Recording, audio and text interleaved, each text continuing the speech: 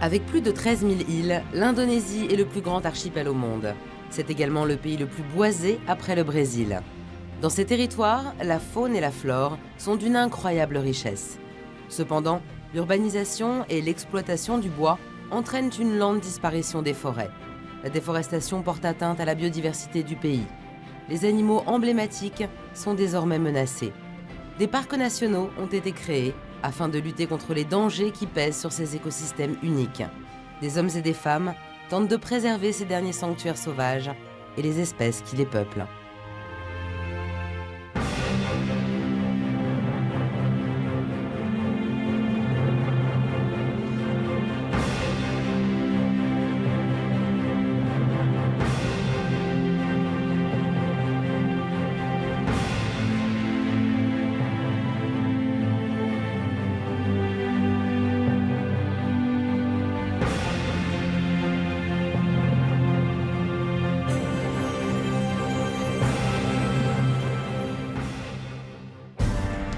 En 1992, le parc national d'Ujung Kulon était inscrit au patrimoine mondial de l'UNESCO.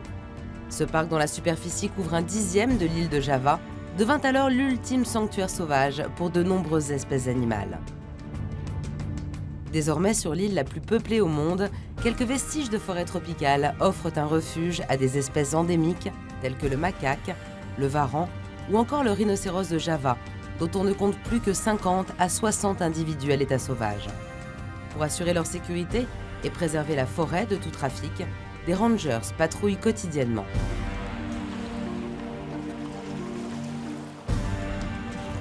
Plus au nord, sur l'île de Sumatra, le plus grand parc national d'Asie a vu le jour dans les années 80. Avec près de 900 000 hectares, Gunung Leuser est l'un des derniers sanctuaires au monde pour les orang-outans à l'état sauvage. Cet écosystème est d'une importance vitale pour les 4 millions d'habitants qui peuplent la zone. Gunung Leuser constitue leur seule source d'approvisionnement en eau douce. Ces arbres protègent les sols de l'érosion et des inondations, et la forêt tropicale absorbe des quantités gigantesques de CO2.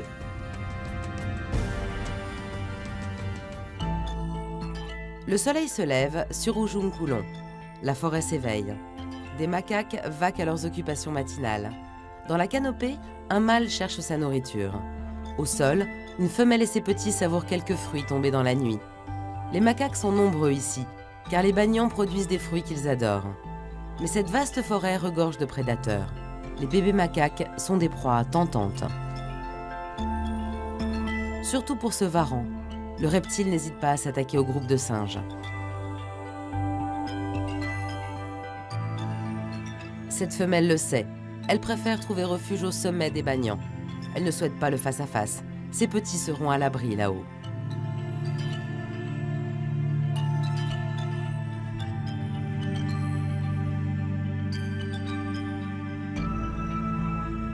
Le varan poursuit sa route, nullement perturbé par ce petit déjeuner qui lui passe sous le nez. Il trouvera bien de quoi se nourrir.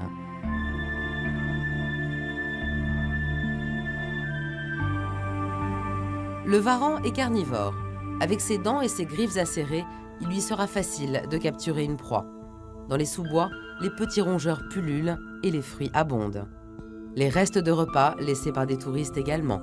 Nul ne doute que le varan sera vite rassasié.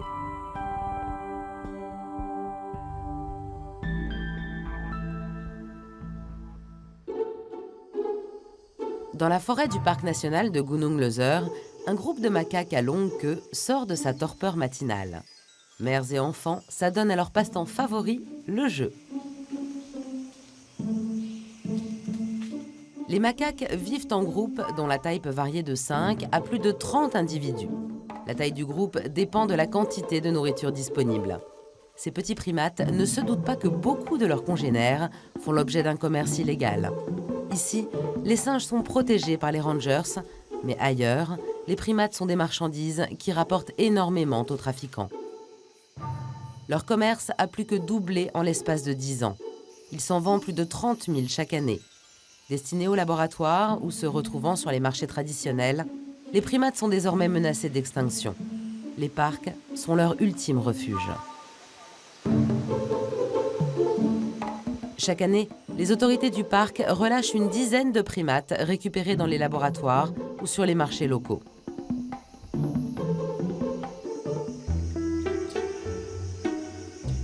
Les macaques sont encore des milliers ici à bénéficier des largesses que leur offre la forêt, mais pour combien de temps encore? Omnivores, ils se nourrissent essentiellement de fruits et de légumes qui abondent dans le parc, sans dédaigner pour autant les petits rongeurs ou les lézards. Sur Sumatra, ces petits primates doivent affronter un adversaire un peu particulier. Les autorités du parc ne peuvent contrôler plus de 900 000 hectares de forêt. Une aubaine pour des exploitants de bois peu scrupuleux. Conséquence de cette déforestation, les territoires des singes diminuent. Les macaques s'adaptent tant bien que mal à ces changements. Mais ils se retrouvent dorénavant confrontés à d'autres primates, plus gros qu'eux. Les orang-outans ont été chassés de leur forêt et se rapprochent des zones de vie des macaques. Les face-à-face entre les deux espèces tournent souvent à l'avantage des seigneurs roux de la jungle. Ce matin, notre petite famille de macaques a maille à partir avec 2 gros orang-outans bien décidés à s'installer sur leur territoire.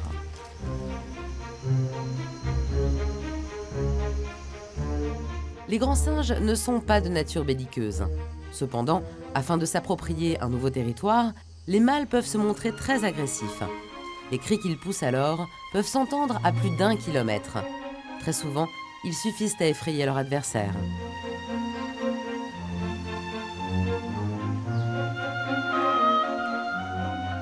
Bien que supérieurs en nombre, les macaques ne cherchent pas l'affrontement et fuient. Ils partent à la recherche d'un nouveau terrain de jeu, loin des orang-outans. Gunung Leuser est l'un des derniers endroits au monde où les orang-outans vivent en liberté. Cependant, l'espèce est menacée d'extinction. La déforestation et le braconnage causent des dégâts irréparables. Un centre a dû être créé au cœur du parc pour recueillir des orang-outans malmenés par les hommes ou retrouvés mal en point. Koen est une des employées du Sumatran Orang-Outang Conservation Programme. Ce centre accueille une 40aine de primates chaque année.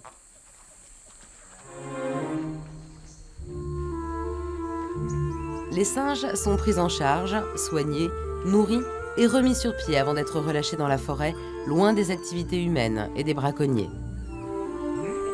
Ici, les primates ont un régime de faveur. Koen et ses collègues leur apportent très souvent du lait pour leur faire oublier les barreaux. L'orang-outan est essentiellement frugivore. Son régime se compose pour les 2/3 de fruits, durian, mangue, litchi ou figue. C'est le plus gros mangeur de fruits de la planète. Mais il se nourrit également de feuilles, de lianes ou de jeunes pousses. Koen prend très à cœur sa mission. Elle tente de faire oublier les cages d'acier aux primates. Grâce au branchage qu'elle leur apporte, ils vont pouvoir recréer un nid dans lequel se lever. Ils auront ainsi l'impression d'être un peu dans la nature. L'orang-outan est le plus gros mammifère arboricole. Tous les soirs, en quelques minutes, il se fait un nid à la cime des arbres où il passera la nuit. Sa technique est tellement au point que le primate peut en changer chaque soir.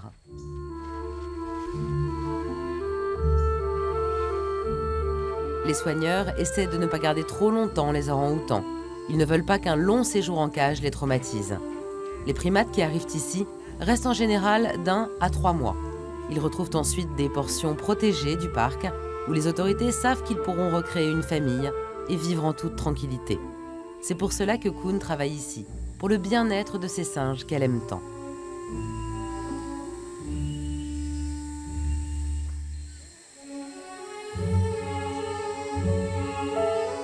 La directrice du centre reçoit Koen pour son évaluation annuelle. Elle souhaite connaître ses réelles motivations. Pourquoi avez-vous voulu travailler ici? Travailler avec des animaux, c'est fatigant et salissant. Qu'est-ce que vous espérez de ce travail? Est-ce que vous préférez que les orang-outans ne restent que dans les cages? J'aime bien, surtout parce que je m'occupe de l'aspect médical du traitement des orang-outans. Ça me permet d'avoir un contact personnel avec les orang-outans.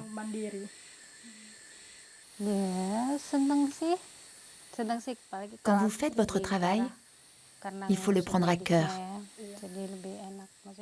Même si vous travaillez avec des animaux sauvages, considérez-les comme votre animal de compagnie, par exemple. Il faut les aimer parce que les orang-outans savent qui les aime et qui ne les aime pas. Quand vous nettoyez les cages aussi, faites-le sérieusement et proprement. En faisant le nettoyage, vous pouvez aussi apprendre sur les orang-outans. J'espère qu'au moment où vous n'êtes plus des gardiens, vous aurez quand même plus de connaissances sur les orang-outans. Alors, quand on vous demandera ce que vous avez fait en tant que gardien, vous pourrez raconter autre chose que le simple nettoyage des cages. Je voudrais que vous puissiez dire que vous vous êtes occupé des orang-outans, que c'était vous qui décidiez de ce qu'ils consommaient, que c'était vous qui décidiez de leurs activités. Voilà ce que je veux. Mais je pense que maintenant, vous avez déjà fait beaucoup de progrès.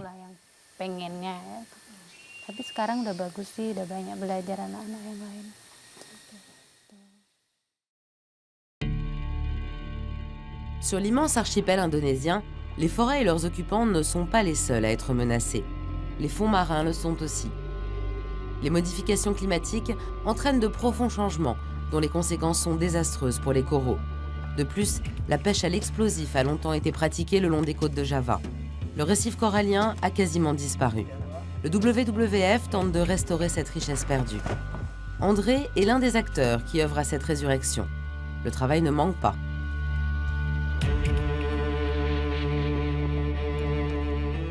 Les rares coraux qui résistent souffrent aujourd'hui du réchauffement de l'eau. Les températures peuvent atteindre par endroits plus de 34 degrés, soit 4 degrés de plus que la température moyenne.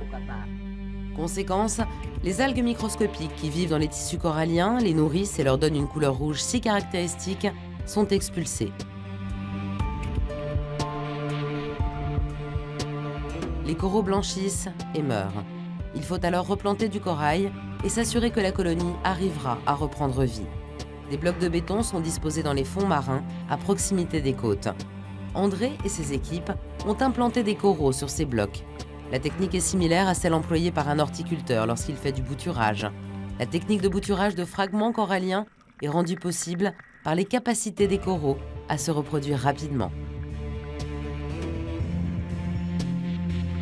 De petites branches sont donc prélevées sur des colonies de coraux vivantes et posées sur ces blocs de béton. La première génération est prélevée sur les colonies du récif naturel, puis les futures générations sont prélevées sur les boutures qui sont arrivées à maturité. Les résultats ne sont pas encore visibles partout. L'expérience a fait ses preuves au large de la Jordanie. Il faut espérer qu'elle fonctionnera ici aussi.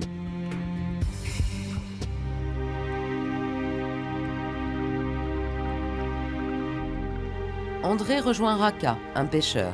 Les répercussions de cet appauvrissement en coraux sont également ressenties par la population locale. Les insulaires vivent essentiellement de la pêche. Si les coraux disparaissent, les poissons disparaîtront également. Raka décrit les changements qu'il remarque depuis quelque temps. Je suis pêcheur. D'accord. Et quel type de pêcheur êtes-vous? Pêcheur à la bardigue. D'accord. Et vous, monsieur André, vous replantez le récif corallien, n'est-ce pas?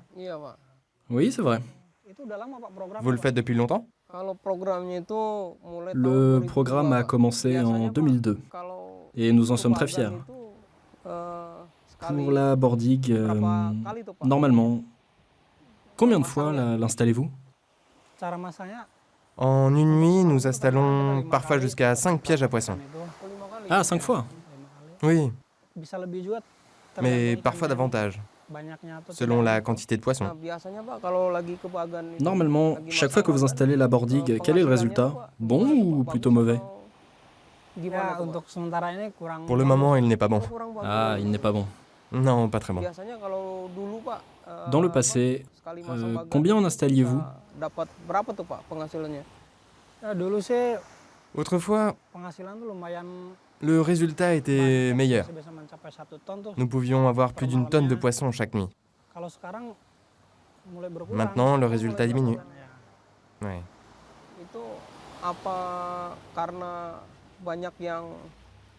Est-ce que c'est à cause de l'augmentation du nombre de pêcheurs à la bordille? Ou alors tu penses que c'est plus lié à la diminution du nombre de poissons? Oui, il est probable qu'il y ait peu de poissons maintenant, car le nombre de pêcheurs est toujours le même, il ne s'accroît pas. Est-ce que cette diminution est provoquée par l'endommagement du récif corallien ou même de la mer? Quel est votre sentiment? Autrefois, il y avait sans doute souvent des pêcheurs illégaux qui venaient ici pour pêcher et qui endommageaient le récif corallien à la dynamite. En fait, cette activité de la WWF, la transplantation de récifs, nous aide beaucoup, nous les petits pêcheurs. Car on voit bien que les poissons aiment rester dans des récifs. J'espère que vous poursuivrez ce programme pour que nos enfants puissent en profiter à l'avenir. La nuit ne va pas tarder à tomber dans la lagune où pêche régulièrement Raka. Il rejoint ses fils au large où il a installé une drôle de cabane en bambou. C'est ici qu'il s'installe durant les périodes où les marées sont les plus importantes. À cette saison, il peut espérer capturer un grand nombre de poissons. À la nuit tombée, les poissons arrivent du large et se rendent dans la lagune où ils espèrent trouver de la nourriture en abondance. Raka a construit son piège à l'aplomb de leur zone de passage. La construction de bambou fait barrage à la progression des poissons. Pour l'heure, la nuit n'est pas encore tombée. Il faut vite descendre les filets. Ils vont être disposés juste en dessous de l'île de bambou. Il faut prendre le temps de bien les descendre afin qu'ils tapissent le fond de la lagune. Le soleil va bientôt se coucher. Les pêcheurs s'activent. Ce sera très vite l'heure de vérité.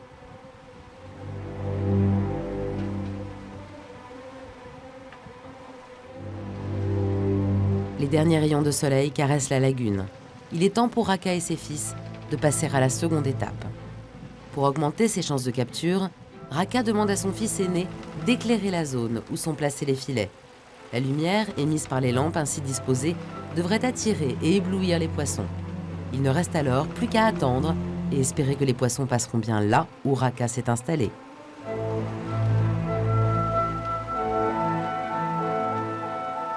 Quand vient le moment de remonter les filets, au petit matin, la tension est palpable. Depuis quelque temps, les pêches sont maigres. Malgré des nuits entières passées sur l'eau, Raka ne rapporte plus de quoi nourrir sa famille. Il semblerait que ce soit encore le cas aujourd'hui. Alors que les filets sont remontés, le butin fait enfin son apparition. Pour une nuit de travail, il n'est guère important.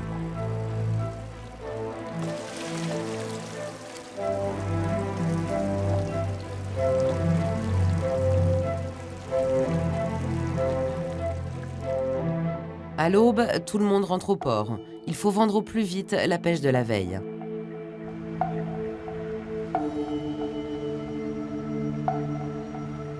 Sur les quais du village, c'est l'effervescence. Chacun y va de ses arguments pour vendre ses maigres prises. L'Indonésie est le 4e pays producteur de poissons au monde. Mais sur le marché, les richesses de l'archipel sont bien loin de répondre à la demande. Les lieux où pêchent Raka et ses amis ont subi de plein fouet le réchauffement des eaux. Beaucoup de zones ont aussi été dévastées par des années de pêche à l'explosif.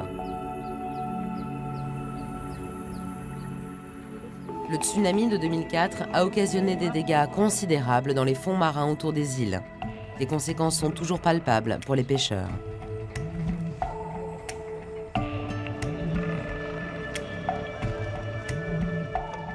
Raka quitte le marché aux poissons sur un triste constat. Le résultat des ventes n'est pas à la hauteur de ses attentes. Raka est cependant chanceux. Contrairement à un grand nombre de ses collègues, sa femme travaille. Elle est institutrice. Pour Raka, l'éducation reste la dernière chance pour que ses enfants n'aient pas la même vie que lui. Tous deux accordent une grande importance à ce que leur fille ne rate pas un jour de classe. Au guidon de sa mobilette, Raka se charge chaque jour du transport scolaire. Il dépose femme et enfants après son retour de la pêche. Pas question pour lui de manquer à ses obligations. L'instruction est une priorité. Le niveau scolaire est assez bas en dehors des grandes villes. Le système éducatif souffre de carences. Les autorités ont pris conscience de ces difficultés. Elle tente d'améliorer les conditions d'enseignement. Mais bien que l'école soit obligatoire, de nombreuses familles ne peuvent toujours pas se permettre de donner l'accès à l'éducation à leurs enfants. Les coûts restent encore trop élevés pour beaucoup d'entre elles. Au QG des Rangers du parc d'Ujung Kulon, l'instant est grave. Au programme de Kun, le chef des Rangers, et de ses hommes, une mission de la première importance. Ils doivent se rendre au cœur de la jungle pour installer des caméras de surveillance. Pour y parvenir, il faut traverser la baie. Ils espèrent capturer des images du rhinocéros de Java. L'animal est en danger d'extinction. Les 50 derniers individus au monde ont trouvé refuge dans les profondeurs de la forêt.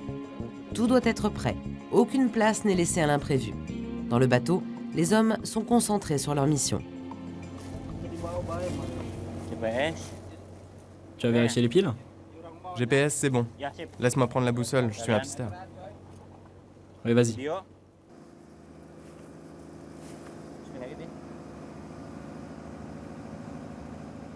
Règle pliante. Prêt.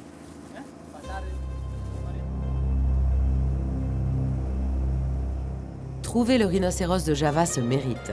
Kun et ses hommes doivent naviguer entre les nombreuses petites îles de l'archipel durant plus de 2 heures.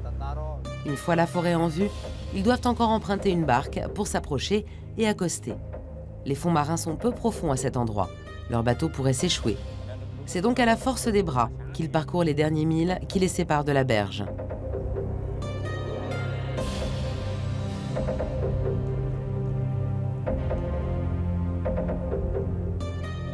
Une fois à terre, les hommes adressent une prière aux esprits de la forêt. Le lieu est dangereux. Les Rangers ne sont pas armés et les prédateurs sont nombreux. En 10 ans, 5 hommes sont morts, attaqués par un léopard ou piqués par un serpent venimeux. Ici, la température dépasse 40 degrés et le taux d'humidité dépasse 80%. Dans ces conditions extrêmes, progresser dans la jungle est un parcours du combattant. La pluie des heures passées et les averses encore fréquentes ne facilitent pas le travail des Rangers. Dans cet enfer vert, les hommes tentent de trouver les traces du passage d'un rhinocéros de Java. Ils scrutent la boue d'un œil avisé.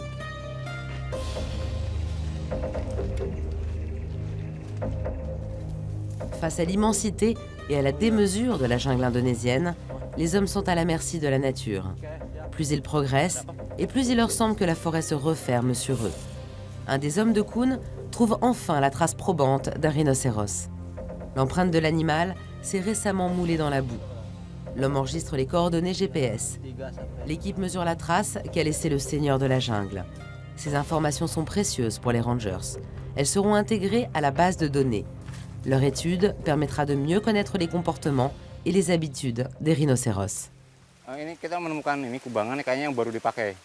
Vous voyez, les traces sur Terre sont partout.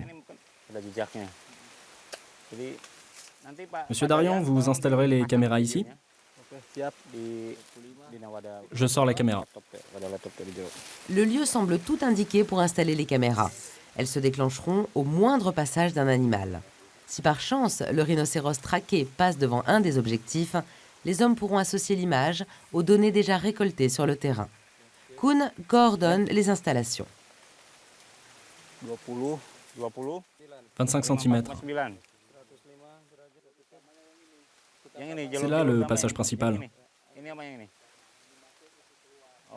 Il entre par ici et il sort par là. J'espère vraiment qu'il va passer par là. Yeah, très bien ici. Il passera ici, il le faut. Déplace-toi un peu.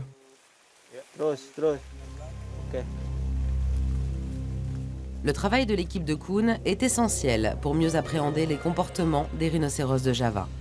Victimes de braconnage et de la déforestation, ils ont été décimés le siècle dernier.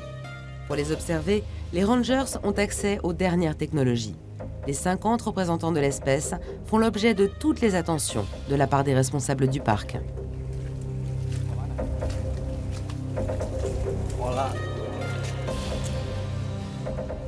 Dans la forêt, la journée pour Kun et ses hommes est loin de s'achever. L'équipe des Rangers doit encore parcourir des dizaines de kilomètres dans la jungle. Ils doivent quadriller le territoire du rhinocéros et installé de nombreuses autres caméras. Koen profite du voyage de retour pour débriefer avec ses hommes. Au QG, ils vont pouvoir regarder les premières images déjà en leur possession.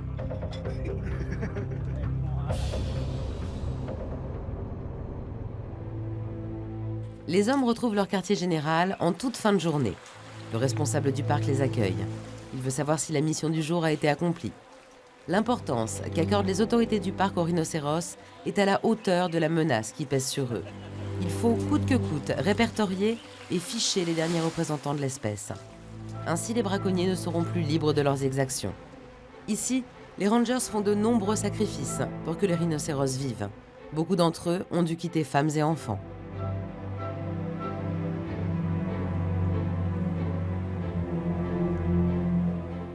Leur passion pour la faune sauvage réussit à leur faire oublier parfois leur famille. Surtout quand les cartes des caméras installées dans le parc délivrent des images exceptionnelles. Beaucoup d'entre eux n'ont jamais pu approcher les rhinocéros de Java. Ils sont bien trop farouches et peu nombreux. Aussi, quand les scènes de vie quotidienne des seigneurs de la jungle sont capturées par l'objectif d'une caméra, la joie peut se lire sur les visages des rangers. Koen et ses hommes se disent alors que tout ce travail n'est pas vain. Les films ainsi que les données récoltées sur le terrain par les rangers permettront aux biologistes qui les consulteront d'en apprendre beaucoup sur les comportements quotidiens et les habitudes des rhinocéros de Java, l'une des espèces les plus méconnues au monde. Arrête l'image. Avance. Top. Reviens. Ouais, c'est un mâle. À Gunung Leuser, les éléphants sont l'unique moyen pour progresser rapidement dans la jungle du parc. Aujourd'hui, une patrouille circule dans une zone reculée. Sans leurs éléphants, les hommes mettraient beaucoup plus de temps à quadriller les hectares qu'ils doivent surveiller. L'Indonésie est une plaque tournante pour le trafic de drogue. Les milliers d'îles que compte l'archipel sont autant de refuges pour les contrevenants. En patrouillant avec leurs éléphants, les hommes cherchent à dissuader les trafiquants qui s'aventureraient dans cette région. Ils ne sont pas armés car ce ne sont pas des policiers. Cependant, ils peuvent prévenir rapidement les autorités en cas de besoin. Ils sont en liaison permanente avec la police. À la moindre alerte, un hélicoptère peut arriver sur la zone en quelques minutes. Pour l'heure, la patrouille veille. À dos d'éléphant, les hommes se fondent dans le paysage et n'effarouchent pas les animaux.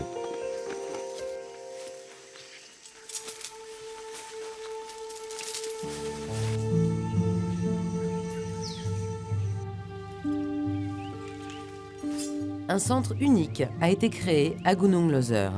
Il forme des cornacs. Les gardes qui patrouillent actuellement y ont été formés. Ils assurent une lutte efficace contre le trafic de drogue. Et ils permettent également qu'aucun braconnier n'opère dans la forêt. Les éléphants sont entraînés chaque jour. Chacun d'eux gardera son cornac pour le reste de sa vie. La complicité entre l'homme et l'animal est indispensable pour que le binôme fonctionne. Jun est l'un des cornacs du centre. Il officie à Gunung Leuser depuis 12 ans. Ce vétéran est également un formateur hors pair et nombreux sont ceux qui viennent le consulter. Depuis qu'il travaille dans le centre, Jun a déjà formé plus de 50 cornacs et il n'est pas prêt de s'arrêter. Sur la rivière Bohorok, une barque longe les berges du parc. À son bord, Eni. Cette jeune femme a rendez-vous avec Jun. Depuis qu'elle a croisé la route d'un cornac et de son éléphant, Eni rêve de travailler comme eux à Gunung Leuser. Une femme cornac dans le parc serait une première. Eni espère que sa rencontre avec Jun sera riche en enseignements. Elle fonde tous ses espoirs sur cette entrevue. Ça fait longtemps que vous êtes installé ici? Que vous êtes habitant de la région? Nous étions 5 cornacs, avec 5 éléphants. Et on a été transférés ici en 1999 pour préserver la nature, dans ce parc national de Gunung Leuser. Alors, depuis tout ce temps, vous ne vous êtes occupé que de Tanti? Oui, tout à fait. Alors, vous devez déjà très bien comprendre ses comportements quotidiens. Oui, tout à fait. Il faut avoir ce rattachement émotionnel. J'ai vraiment envie de savoir comment c'est d'être dresseur d'éléphants, surtout parce que je suis une fille. Et dans ces îles de Sumatra, je n'ai jamais vu qu'il y avait des femmes dresseurs d'éléphants. Alors j'ai vraiment envie de savoir comment c'est d'être un vrai dresseur d'éléphants comme vous, monsieur, qui a travaillé 14 ans dans ce domaine. Pourquoi vous aimez le travail de dresseur d'éléphants? Pourquoi vous n'avez pas choisi d'autres métiers, comme fonctionnaire d'État par exemple? Qu'est-ce qui vous a conduit vers ce métier? Tout d'abord, je voulais maintenir l'existence des éléphants en voie de disparition. Ensuite, Dieu merci, quand j'ai commencé à m'occuper de cette éléphante, elle a eu des éléphantos. J'ai été très chanceux.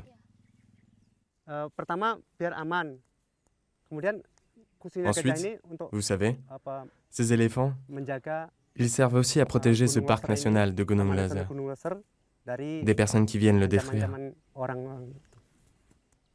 Que ce soit des personnes qui viennent pour la chasse ou pour l'exploitation forestière illégale ou des empiètements. Combien de fois par semaine allez-vous faire des patrouilles dans la forêt? Nos éléphants sont tous conçus uniquement pour faire des patrouilles. Ils ont été dressés pour nous emmener, nous conduire dans la forêt. Dans une journée, on peut patrouiller 3 heures. Elle peut marcher à peu près 20 km. Elle arrive à faire autant que ça? Oui. Je voudrais participer à la préservation des éléphants de Sumatra, qui est en voie de disparition. En tant qu'enfant de la patrie, faire part de la préservation des éléphants afin de permettre aux futures générations de connaître les éléphants, le plus grand animal de la région.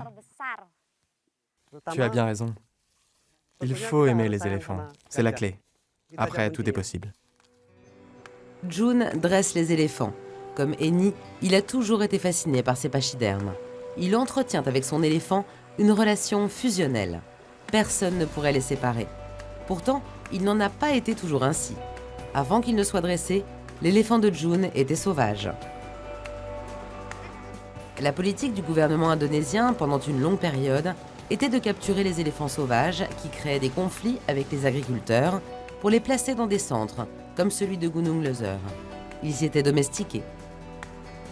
Aujourd'hui, un moratoire a suspendu la capture des éléphants, mais ces centres existent toujours et on y entraîne désormais les éléphants domestiqués. Jun y a passé beaucoup de temps, enfant. À l'âge de 12 ans, il essaya de monter sur un éléphanteau qui bien sûr se mit à courir. Il décida, après cette expérience, que dresser les éléphants serait son métier. Jun est donc revenu plus tard au centre pour y passer du temps en tant que volontaire, jusqu'à ce qu'une place de cornac s'ouvre pour lui.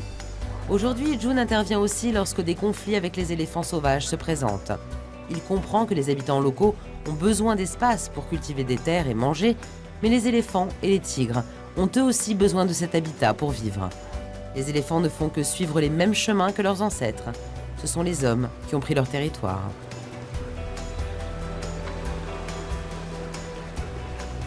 Ici, les conditions de travail sont parfois difficiles, voire dangereuses.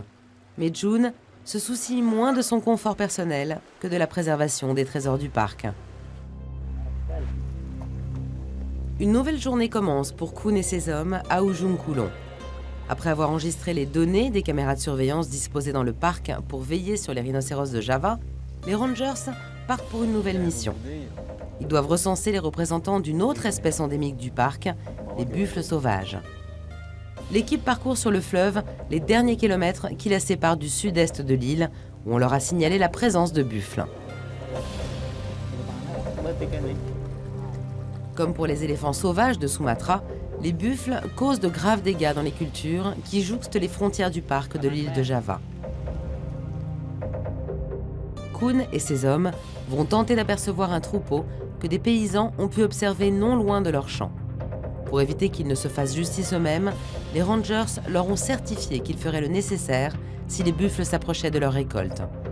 Pour l'heure, l'équipe de Kuhn poursuit sa progression. Il faudra encore traverser, après avoir accosté, le territoire des sangliers et des biches. Les herbivores qui abondent dans cette partie du parc sont les mets favoris des léopards. Les rangers devront se tenir sur leur garde. Bien que le léopard soit presque aussi rare que le rhinocéros de Java, il peut fondre sur l'équipe sans que les hommes aient le temps de s'en rendre compte. Les accidents sont rares, ils sont cependant présents dans l'esprit de Kuhn et ses hommes à chacune de leurs missions.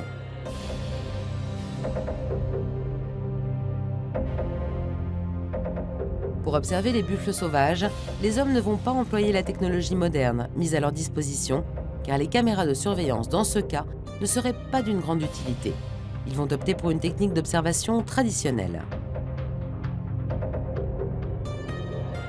Ils vont user d'une technique de chasse qui a déjà fait plusieurs fois ses preuves. Ils tenteront de se fondre dans le paysage. Une fois arrivés sur place, les hommes construisent un affût. Il leur permettra d'observer les agissements du troupeau de buffles. Les murs de feuilles de palmier montent rapidement. Il ne reste bientôt plus aux rangers que le toit à installer. Une fois à l'intérieur, ils seront totalement invisibles pour les animaux sauvages.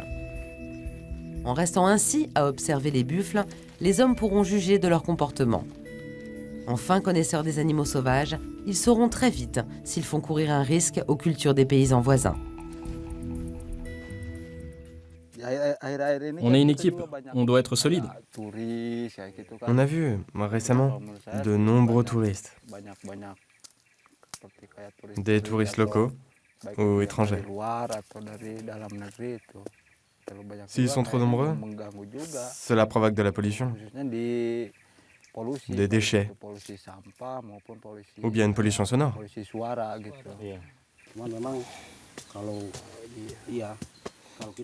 Oui, en termes de conservation et de préservation, les déchets sont le vrai problème pour nous.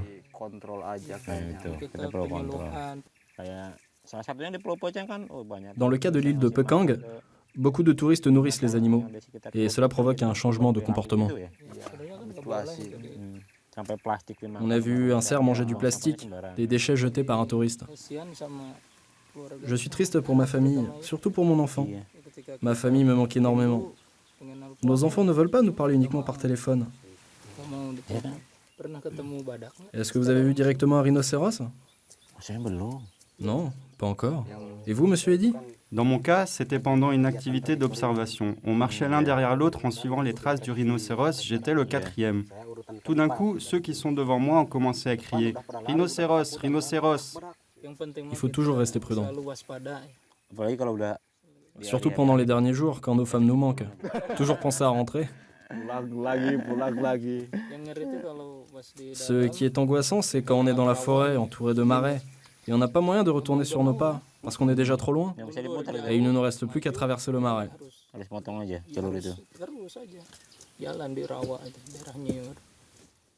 Il est absurde, mais il est drôle notre travail, non?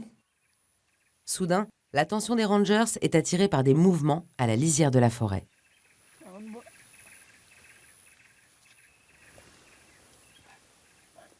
Qu'est-ce qui s'est passé? Va voir. Un rhinocéros? Quelle heure est-il? Vous êtes prêts? Il faut qu'on soit prêt.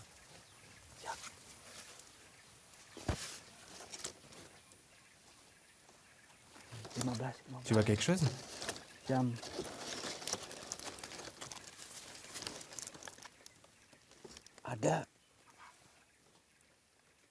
Des buffles. Des dizaines de buffles. Des dizaines. Le troupeau a fini par faire son apparition à quelques mètres de leur affût. Les animaux se présentent aux rangers, toujours aussi émerveillés par cette nature sauvage qu'ils tentent de préserver et à laquelle ils vouent une passion indéfectible. Les hommes peuvent observer les animaux, mais aussi étudier leur comportement et les compter. Ce comptage semble anodin, pourtant c'est lui qui permettra de déterminer si l'espèce est une menace ou non. En effet, si les buffles sauvages sont trop nombreux sur cette zone, ils vont en épuiser rapidement les ressources. Cette raréfaction de la nourriture engendrera une diminution du nombre des naissances ou elle entraînera les buffles vers les terrains cultivés par l'homme. L'affrontement entre hommes et buffles sera alors inévitable. Les buffles n'en sortiront pas gagnants. Attends.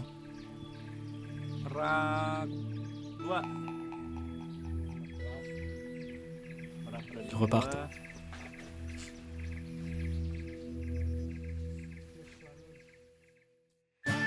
Le soleil réchauffe la jungle de Gunungloser au petit matin. Ici aussi, les efforts de ceux qui luttent pour la préservation de la faune sont payants. Les primates du parc semblent désormais tirés d'affaire. Les menaces d'extinction qui pesaient sur ces espèces paraissent repoussées. Comme tous les matins, la première des missions pour les primates est de trouver de quoi nourrir la famille.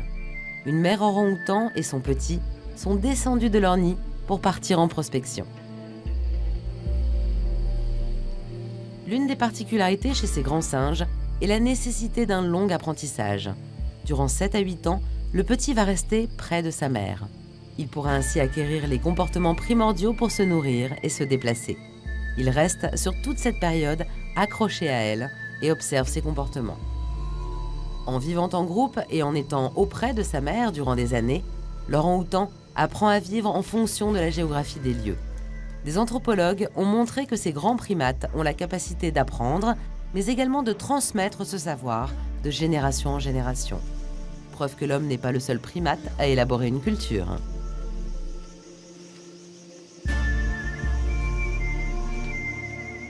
Dans la canopée de la forêt du parc de Gunungloser, mère et enfant poursuivent de branche en branche leur exploration à la recherche des fruits.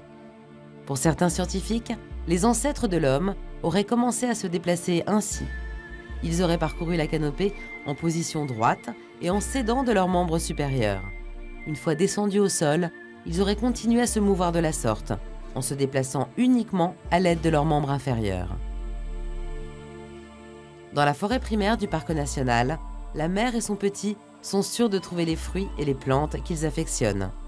Parmi les 200 espèces végétales présentes ici, les grands singes peuvent avoir une alimentation riche et variée. Mais lorsque la forêt primaire disparaît au profit des palmiers à huile, dont l'Indonésie et la Malaisie sont les principaux producteurs, les primates doivent fuir. Ils se rabattent sur des forêts secondaires.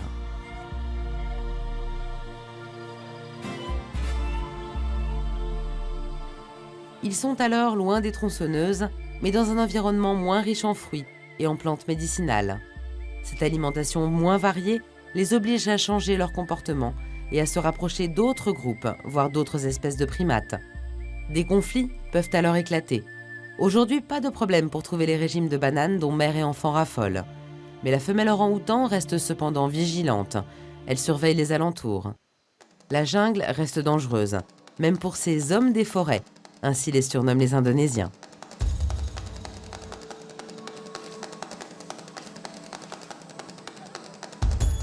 Bien que les grands singes n'aient aucun prédateur terrestre, ils restent vulnérables. C'est du ciel que vient la menace. Se méfier de plus petits que soi pourrait être l'une des recommandations de la mère à l'enfant. En effet, dans sa recherche de nourriture, la mère a perturbé la quiétude d'un essaim d'abeilles. Dérangés dans leur intimité, les insectes fondent sur la malheureuse et son petit. Malgré son apparente robustesse, l'orang-outan est sensible aux piqûres des abeilles. Si elles attaquent en masse, bien que pesant plus de 200 kg, la femelle n'y survivra pas. Son petit, lui, doit absolument être protégé des attaques, car une vingtaine d'abeilles suffirait à le tuer. L'essaim semble s'acharner sur les deux malheureux primates. Les attaques redoublent d'intensité. La femelle n'a pas d'autre choix que de fuir. Les insectes, eux, n'ont pas l'intention de la laisser partir. Ils continuent leurs assauts sur la mère et l'enfant.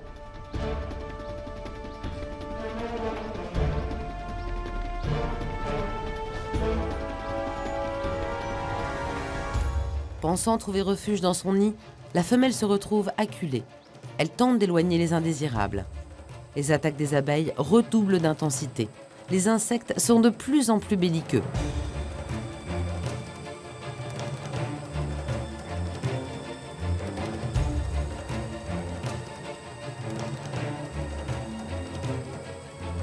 La mère tente de protéger sa progéniture par des branchages, mais en vain. Les abeilles sont trop nombreuses. Si elle ne veut pas que son petit périsse, elle doit quitter la prison dans laquelle elle s'est enfermée. Mère et petits fuient les assaillantes et trouvent refuge plus loin, dans la forêt.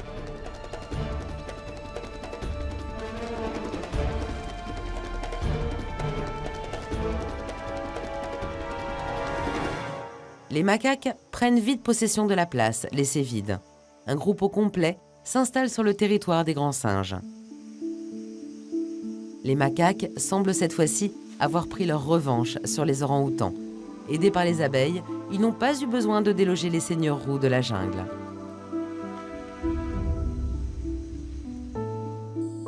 Loin des dards mortels, le petit orang-outan et sa mère se souviendront longtemps de l'attaque des insectes. Désormais, le petit sait qu'il ne faut pas déranger les abeilles, une leçon dont le prix à payer restera douloureux pour sa mère.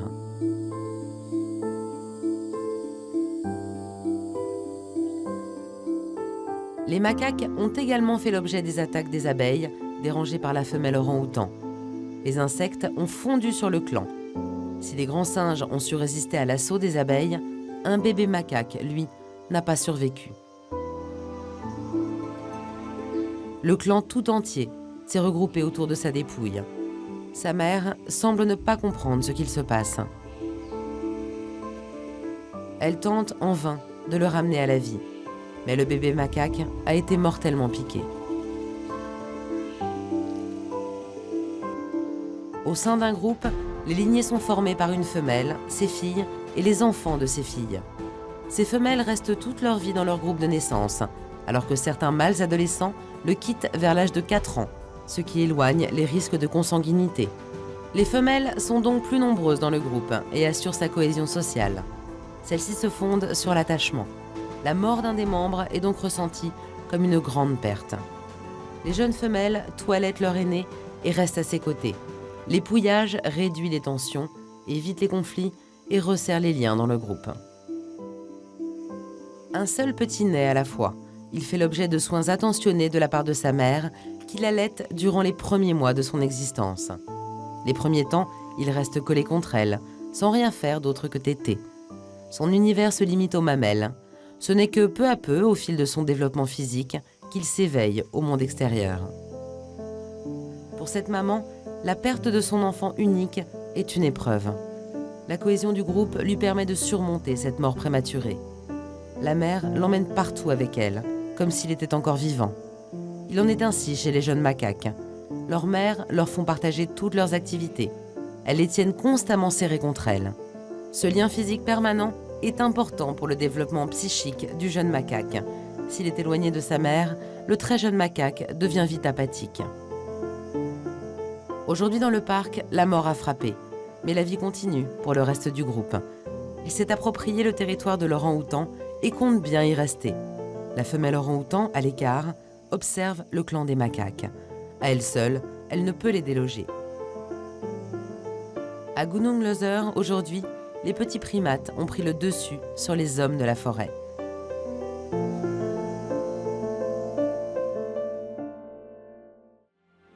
En Indonésie, l'exploitation de l'huile de palme ainsi que la pêche industrielle assurent pour un grand nombre d'habitants de cet archipel surpeuplé des revenus significatifs. Mais le développement économique ne va pas sans dégâts collatéraux. Les parcs nationaux représentent les derniers territoires où la biodiversité de l'archipel indonésien peut encore s'exprimer. Cependant, de nombreuses menaces pèsent sur ces derniers sanctuaires. Les animaux sauvages sont obligés de se réfugier toujours plus loin dans la jungle. Des hommes et des femmes se battent chaque jour pour sauver les trésors de leur pays. Au prix d'efforts immenses, ils tentent de résister, en dépit des politiques économiques offensives menées dans le pays. Comment protéger 13 000 îles ? Comment intervenir partout à la fois ? La tâche est impossible. Il faut sacrifier quelques territoires pour mieux en protéger d'autres. Les parcs nationaux se retrouvent au cœur de ces arbitrages douloureux. La communauté internationale, par l'intérêt qu'elle porte au patrimoine commun de l'humanité, devra encore lutter pour en faire des zones sacrées et inviolables.